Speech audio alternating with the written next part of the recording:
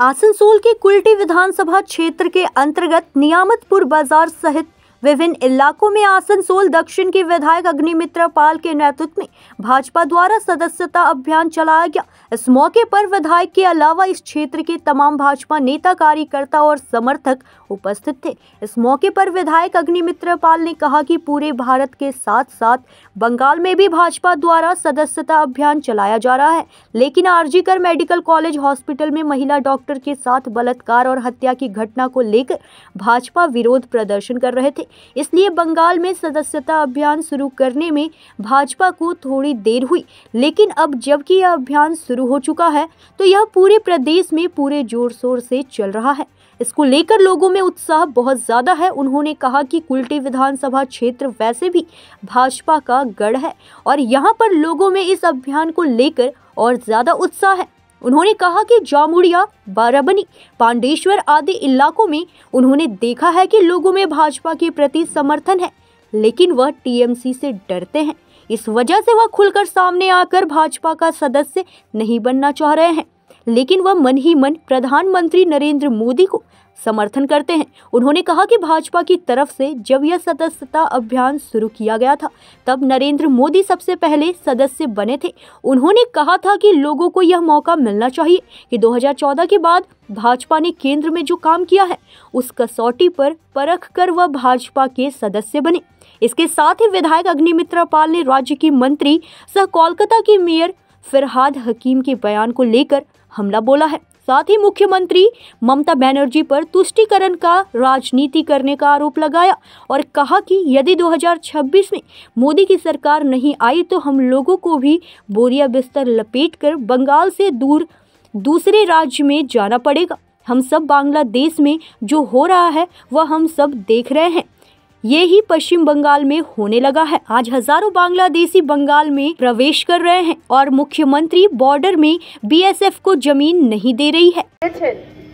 কলকাতা জোনের দায়িত্ব সাথে সাথে আসানসোল জেলার যে দায়িত্ব দিয়েছেন এই সদস্যতা অভিযানের কার্যক্রমের জন্য আমার শীর্ষ নেতৃত্বকে অনেক অনেক ধন্যবাদ জানাই।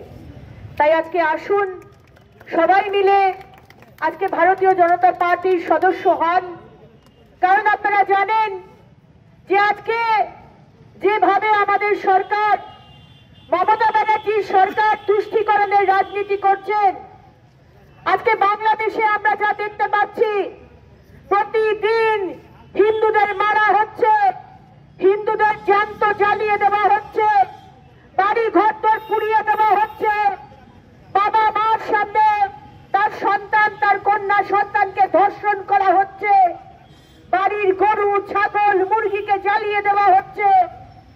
আজকে সেই একই জিনিস পশ্চিমবঙ্গে হতে চলেছে। আজকে মোহাম্মদ ইউনূস বাংলাদেশের ইন্টারিম গভর্নমেন্টের যে মুখ, তিনি ঠিক যেরকম সেরকমই সেই কয়েনের আরেকটা দিক হচ্ছে মমতা ব্যানার্জি। আজকে আমাদের পশ্চিমবঙ্গে যে ইন্টারন্যাশনাল বর্ডার সেখানে বিএসএফ কে জমি দিচ্ছেন না। কেন দিচ্ছেন না মুখ্যমন্ত্রী?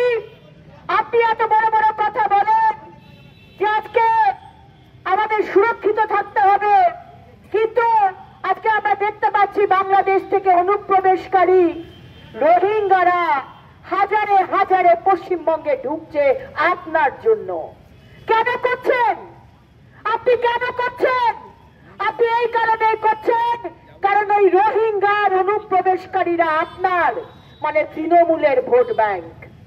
আজকে সেই কারণে অনুপ্রবেশকারীদের ঢুকিয়ে আজকে তাদের ভোটার কার্ড, আধার কার্ড, রেশন কার্ড বানিয়ে দিয়ে আজকে তাদেরকে ভোট ব্যাংকের জন্য তাদেরকে এখানে আশ্রয় দিচ্ছেন। সারা ভারতবর্ষে টেররিস্ট অ্যাক্টিভিটি হচ্ছে, আর টেররিস্টদের যখন ধরা হচ্ছে তখন তারা বলছে আমরা তো পশ্চিমবঙ্গ থেকে এসেছি। তাই হিন্দুরা, বাংলার হিন্দুরা জেগে ওঠো, ওঠো, জাগো, থেমো না যতক্ষণ না নিজের লক্ষ্যে পৌঁছচ্ছ। স্বামী বিবেকানন্দ এটা বলে গেছেন যে হিন্দুরা ভাবছেন আমার বাড়িতে তো হচ্ছে না, পাশের বাড়িতে হচ্ছে, আমার কি? যে হিন্দুরা ভাবছেন আমার পাশের দেশে হচ্ছে, আমার কি? তাহলে অপেক্ষা করুন, আর বেশি দিন বাকি নেই। যদি 2026-এ মোদী সরকার না আসে তাহলে অপেক্ষা করুন, আপনার সামনে আপনার মা, আপনার বোন, আপনার কন্যা, আপনার স্ত্রীকে টেনে নিয়ে গিয়ে ধর্ষণ করবে। আর অলরেডি তো লাভ জিহাদ, ল্যান্ড জিহাদ শুরু হয়ে গেছে। জায়গায় জায়গায় আমাদের কন্যা সন্তানদের প্রেমের জালে ফাঁসিয়ে তাদের ধর্মান্তকরণ করা হচ্ছে। জায়গায় জায়গায়। आसनसोल से सत्यनारायण सिंह की रिपोर्ट।